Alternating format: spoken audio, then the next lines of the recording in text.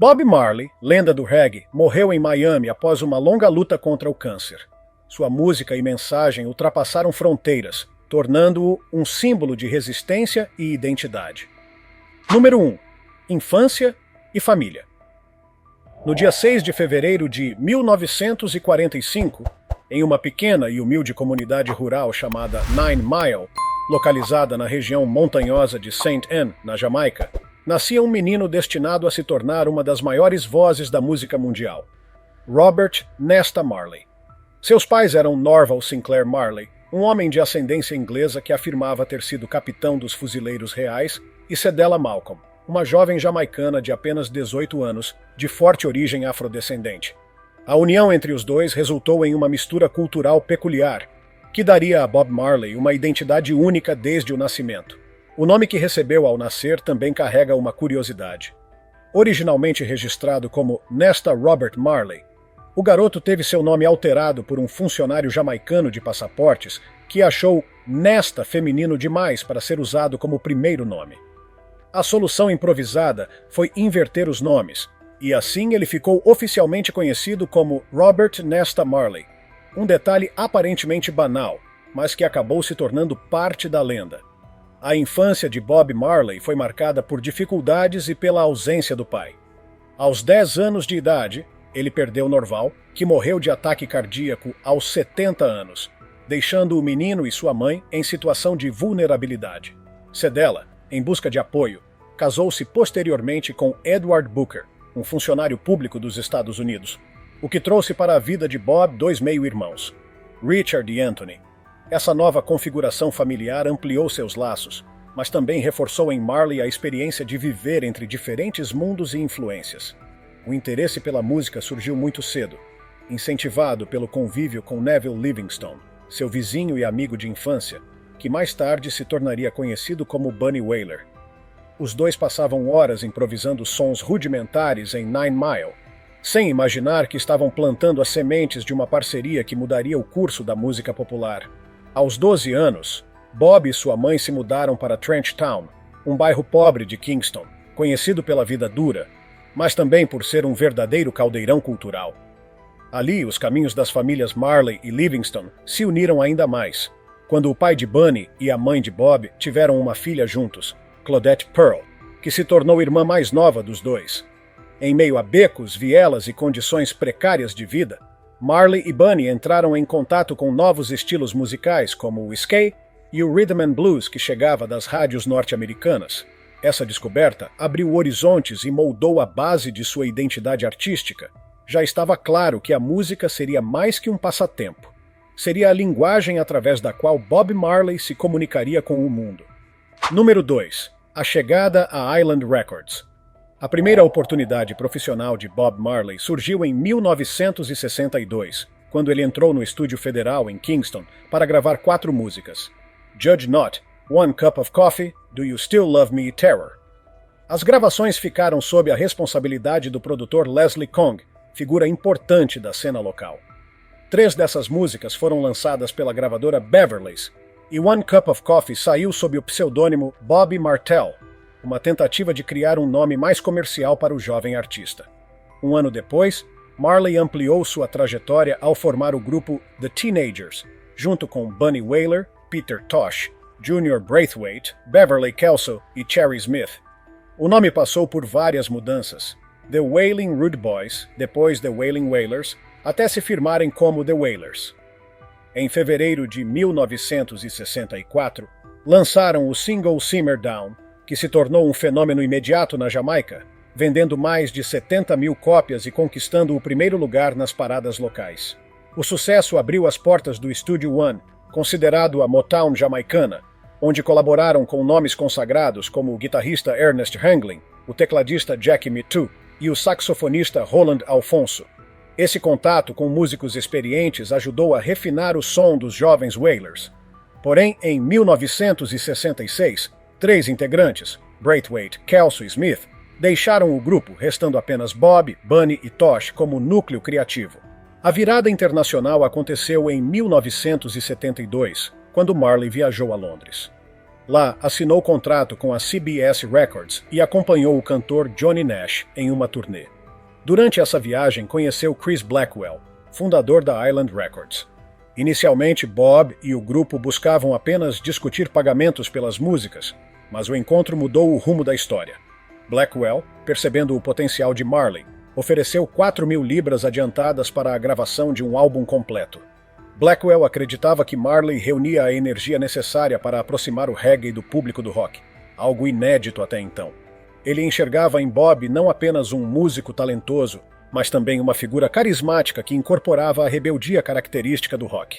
Dessa parceria nasceu o álbum Catch a Fire, gravado em Kingston e lançado em 1973. O disco recebeu um tratamento inovador, mixagens sofisticadas, produção detalhada e uma capa criativa no formato de um isqueiro Zippo. Apesar das vendas iniciais relativamente baixas, 14.000 cópias, o álbum foi elogiado pela crítica e abriu caminho para uma recepção internacional. No mesmo ano, lançaram Burning, que incluía a música I Shot the Sheriff. A canção chegou às mãos de Eric Clapton, que gravou uma versão e a transformou em sucesso mundial nos Estados Unidos, em 1974. A nova sonoridade, que misturava reggae com elementos de rock, dividiu opiniões na Jamaica, mas conquistou o mercado internacional. Ao mesmo tempo, Blackwell ofereceu a Bob uma casa em Kingston, que se transformou em sede da gravadora e do estúdio Tuff Gong, símbolo da expansão de sua carreira. No entanto, a trajetória ainda reservava desafios. Durante uma turnê nos Estados Unidos, em 1974, após apenas 4 apresentações, os Wailers foram dispensados pelos contratantes, justamente porque estavam ofuscando as atrações principais. Pouco depois, o trio original, Bob, Tosh e Bunny, se desfez, cada um seguindo sua própria carreira. Esse fim de ciclo foi doloroso, mas marcou o início de uma nova fase na vida de Marley. Número 3. O atentado a tiros. Mesmo com as dificuldades, Marley não parou. Após a saída dos antigos companheiros, ele reorganizou sua banda sob o nome Bob Marley and the Wailers, reunindo novos músicos de alto nível. Os irmãos Carlton e Aston Family Man Barrett, que garantiam a base rítmica na bateria e no baixo. Os guitarristas Junior Marvin e Al Anderson. Os tecladistas Tyrone Downey e Earl Waya Lindo, além do percussionista Alvin Sico Patterson. Nas vozes de apoio, a força feminina do trio E3s, formado por Judy Mowat, Marcia Griffiths e Rita Marley, sua esposa. Essa nova formação foi responsável por levar Marley ao estrelato global. Em 1975, ele emplacou seu primeiro grande sucesso internacional com a versão ao vivo de No Woman, No Cry, gravada no Lyceum Theatre, em Londres, e lançada no álbum Live. A música tornou-se um hino universal e apresentou Marley a um público ainda maior. Em seguida, o álbum Rastaman Vibration, de 1976, alcançou o top 50 da parada Soul da Billboard nos Estados Unidos, consolidando seu espaço no mercado internacional. Mas o mesmo ano trouxe um episódio trágico e decisivo. No dia 3 de dezembro de 1976, apenas 2 dias antes do show Smile Jamaica, promovido pelo primeiro-ministro Michael Manley para reduzir tensões políticas entre facções rivais, homens armados invadiram a casa de Marley em Kingston. O ataque deixou o cantor ferido no braço e no peito, além de atingir sua esposa Rita e o empresário Don Taylor.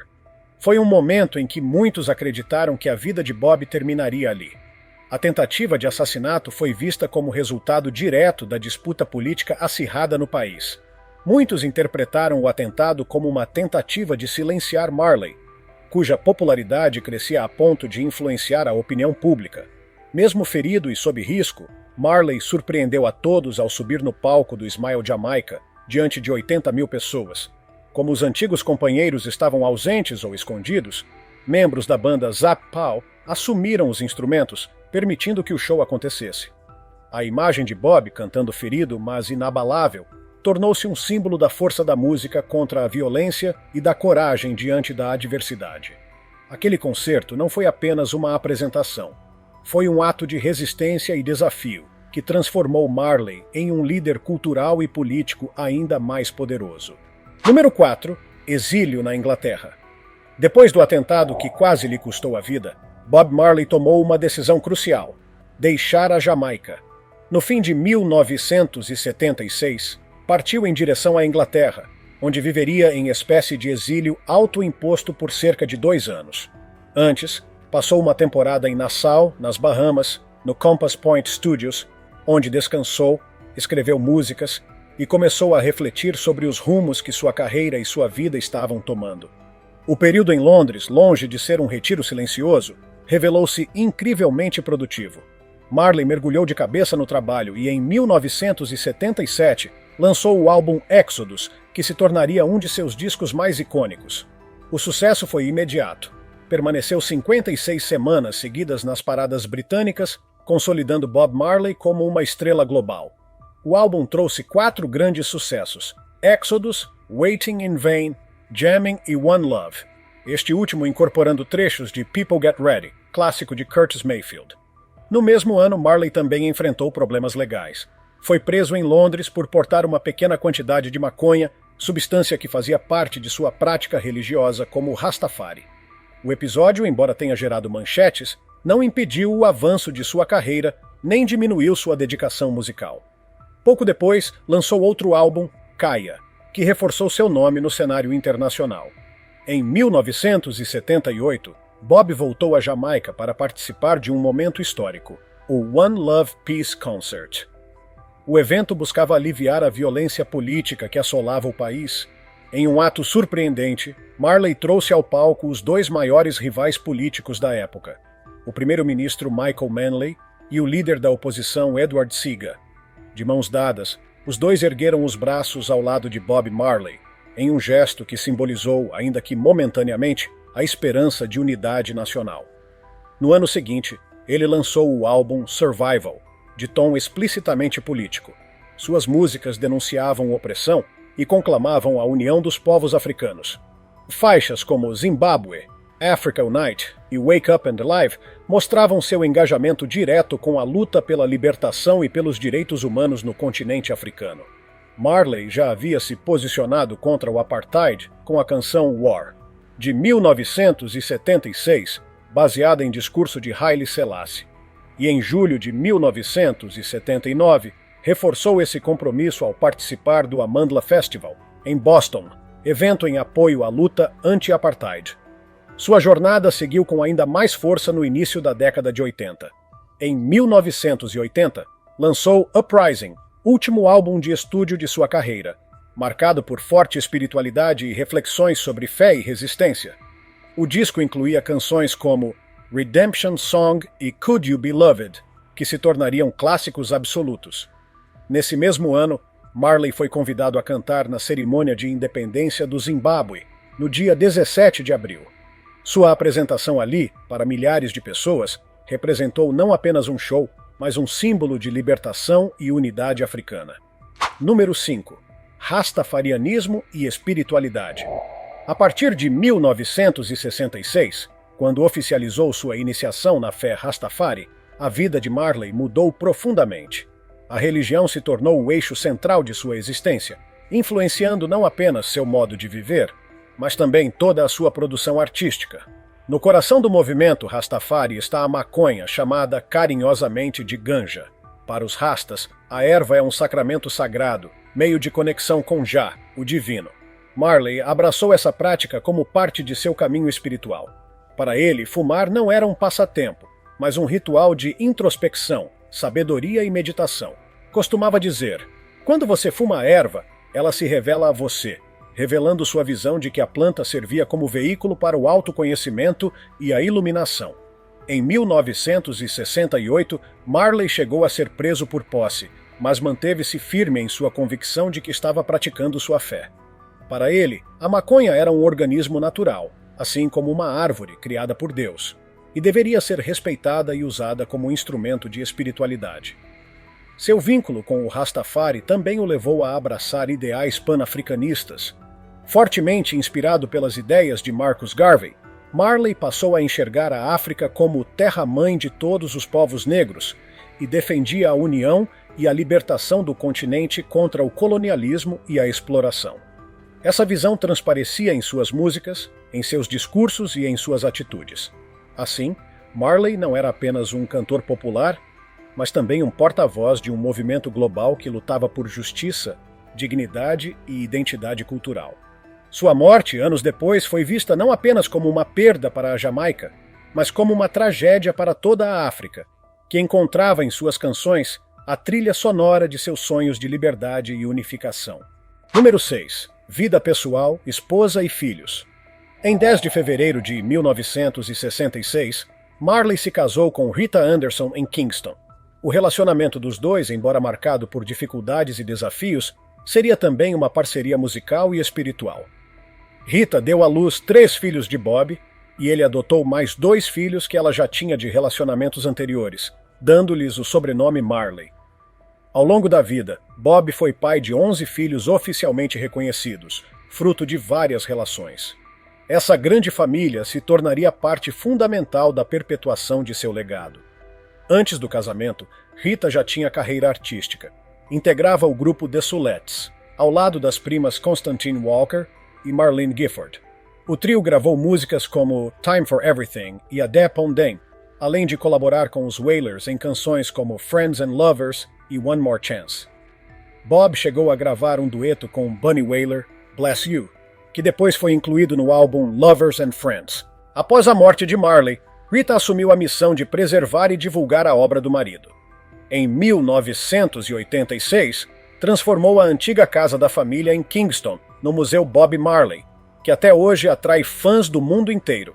Além disso, criou organizações como a Bob Marley Foundation, o Bob Marley Trust e o Bob Marley Group of Companies, administrando o legado do cantor.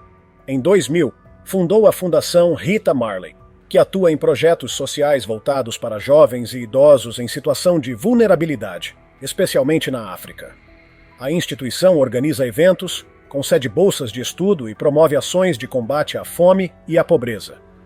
Rita chegou a adotar 35 crianças na Etiópia e apoiou diretamente mais de 200 alunos em Gana. Por seu trabalho, recebeu inúmeros reconhecimentos. Em 1996, foi condecorada com a Ordem de Distinção pelo governo jamaicano. Em 2010, recebeu o prêmio Marcus Garvey de Contribuição Vitalícia. Em 2013, tornou-se cidadã honorária de Gana. E em 2015 e 2017, foi agraciada com títulos honoris causa por universidades na Jamaica e na África do Sul. Com suas ações, Rita não apenas manteve vivo o nome de Bob Marley, como também se tornou uma liderança social e cultural de grande impacto internacional. Número 7. Paixão pelo futebol. Para Bob Marley, o futebol não era apenas um hobby ou passatempo ocasional. Era quase uma extensão de sua própria essência, um modo de se conectar com as pessoas, de relaxar entre compromissos e de viver a vida com alegria. Ele jogava em qualquer lugar, nos campos de terra da Jamaica, em estacionamentos improvisados, em pátios de hotéis durante turnês e até dentro de estúdios de gravação, nos intervalos de ensaios. Marley nutria uma paixão profunda pelo time brasileiro Santos Futebol Clube, que nos anos 60 encantava o mundo com o talento de Pelé. O craque brasileiro era um de seus maiores ídolos no esporte, e a habilidade do Santos representava para Bob a união entre beleza, técnica e espiritualidade no jogo. Mas sua admiração não se limitava ao Brasil. Ele também acompanhava de perto o futebol europeu e se tornou torcedor do Tottenham Hotspur, da Inglaterra. Esse vínculo ficou ainda mais forte em 1978, quando o argentino Osvaldo Ossi Ardiles foi contratado pelo clube londrino, trazendo ainda mais brilho ao time. Marley costumava dizer: "Se você quiser realmente me conhecer, jogue futebol comigo." Essa frase revela a importância que ele atribuía ao esporte como linguagem universal e ferramenta de relacionamento. Para ele, o jogo não se resumia a vencer ou perder, mas sim a compartilhar momentos, rir, suar e celebrar a vida em coletividade. Sua ligação era tão intensa que chegou a contratar o jogador jamaicano Alan Skill Cole, astro da seleção nacional, como empresário de suas turnês durante a década de 70. Entre viagens e compromissos, Marley sempre arrumava tempo para formar times improvisados e disputar partidas amistosas com amigos, músicos e colegas de estrada. O futebol, portanto, desempenhava um papel simbólico em sua vida. Assim como a música, era um meio de união, de quebra de barreiras culturais e de construção de laços. Nas palavras e nos pés de Marley, tanto a canção quanto a bola serviam ao mesmo propósito: aproximar as pessoas em torno de algo maior que diferenças sociais, linguísticas ou políticas. Número 8. Doença e morte. O destino, no entanto, preparava um desafio devastador. Em julho de 1977, durante exames médicos após um ferimento no dedão do pé direito, inicialmente atribuído a uma contusão no futebol, foi diagnosticado em Bob Marley um melanoma maligno, um tipo agressivo de câncer de pele conhecido como melanoma acral lentiginoso. Diferente das formas mais comuns, esse tipo aparece em áreas pouco expostas ao sol, como plantas dos pés e unhas. Os médicos recomendaram a amputação do dedo como forma de conter a doença, mas Marley recusou, alegando motivos religiosos. Para ele, mutilar o corpo ia contra suas crenças rastafaris. Optou por uma cirurgia menos invasiva, em que apenas a unha e o tecido afetado foram retirados, com um enxerto de pele da coxa para cobrir a região. Mesmo ciente da gravidade do quadro, Marley não interrompeu sua carreira. Em 1980, lançou o álbum Uprising, repleto de espiritualidade e mensagens de resistência, com faixas memoráveis como Redemption Song e Could You Be Loved. Iniciou uma turnê pela Europa que se tornou histórica. Em Milão, na Itália, reuniu 100 mil pessoas em um show que marcou o auge de sua popularidade no continente.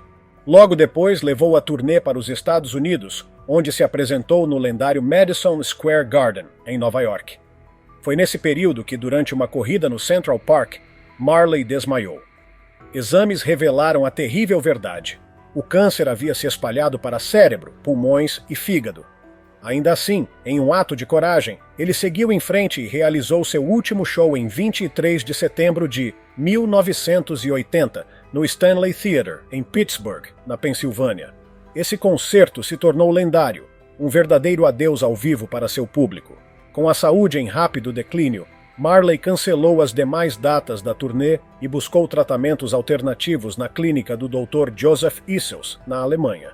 Durante 8 meses, submeteu-se a terapias naturais, dietas rigorosas e métodos experimentais, mas a doença já estava em estágio avançado demais. Quando decidiu retornar à Jamaica, durante o voo seu estado piorou, e ele foi levado ao Hospital Cedars of Lebanon, em Miami, onde faleceu no dia 11 de maio de 1981, aos 36 anos de idade. Suas últimas palavras, dirigidas ao filho Ziggy, foram simples e poderosas. O dinheiro não pode comprar a vida. No dia 21 de maio, a Jamaica se despediu de seu maior filho em um funeral de Estado que uniu tradições rastafaris e cristãs ortodoxas etíopes. Bob Marley foi enterrado em Nine Mile, perto de onde nascera, dentro de um caixão que carregava 3 objetos de profundo significado: sua guitarra Gibson Les Paul vermelha, uma Bíblia aberta no Salmo 23 e uma bola de futebol. Número 9. Reconhecimentos e legado. Mesmo em vida, Bob Marley já havia sido reconhecido como muito mais do que um músico. Em 1976, a revista Rolling Stone elegeu os Wailers como banda do ano, colocando-os ao lado das maiores formações do rock e dando ao reggae uma visibilidade inédita no cenário internacional. 2 anos depois, em junho de 1978, Marley recebeu da Organização das Nações Unidas a Medalha da Paz do Terceiro Mundo, um prêmio que celebrava não só sua música, mas também sua mensagem de unidade e resistência. Pouco antes de morrer, em fevereiro de 1981, Marley recebeu a Ordem do Mérito da Jamaica, uma das maiores honrarias nacionais, confirmando sua condição de símbolo de orgulho e identidade jamaicana. As homenagens póstumas se multiplicaram. Em março de 1994, foi incluído no Rock and Roll Hall of Fame, uma distinção que eternizou sua importância na história da música. Poucos anos depois, a revista Time elegeu o álbum Exodus como o álbum do século. No ano de 2001, Marley ganhou uma estrela na calçada da fama de Hollywood e logo em seguida recebeu um Grammy Lifetime Achievement Award em reconhecimento à sua obra como um todo. Em 2004, entrou para o UK Music Hall of Fame, reforçando a dimensão global de seu impacto. O legado de Marley ecoou até em lugares inesperados. Em 2006, uma avenida no Brooklyn, em Nova York, passou a se chamar Bob Marley Boulevard, em homenagem ao artista cuja música uniu culturas. Em 2008, uma estátua foi erguida em Banatski Sokolaki, na Sérvia, prova de como sua mensagem atravessou fronteiras. Até povos nativos norte-americanos, como os Hopi e os Havasupai, se identificaram com suas canções, encontrando nelas ressonância espiritual. Bob Marley não foi apenas um cantor ou compositor. Foi um mensageiro global de paz, amor e resistência. Sua voz continua viva em cada esquina do mundo, lembrando que a luta pela justiça e pela união não tem fronteiras nem prazo de validade. Bob Marley partiu cedo, mas deixou uma obra que continua viva em cada canto do planeta. Sua música atravessou fronteiras, uniu povos, fortaleceu lutas políticas e espirituais, e transformou o reggae em linguagem universal de paz e resistência. Mais do que um ícone, Marley permanece como um guia cultural e espiritual, lembrando o mundo de que amor, união e liberdade são ideais eternos. Se tiver gostado do vídeo, deixe seu like e inscreva-se em nosso canal para acompanhar todas as novidades. Te encontro em um desses vídeos que estão aparecendo agora na sua tela. Cuidem-se, pessoal!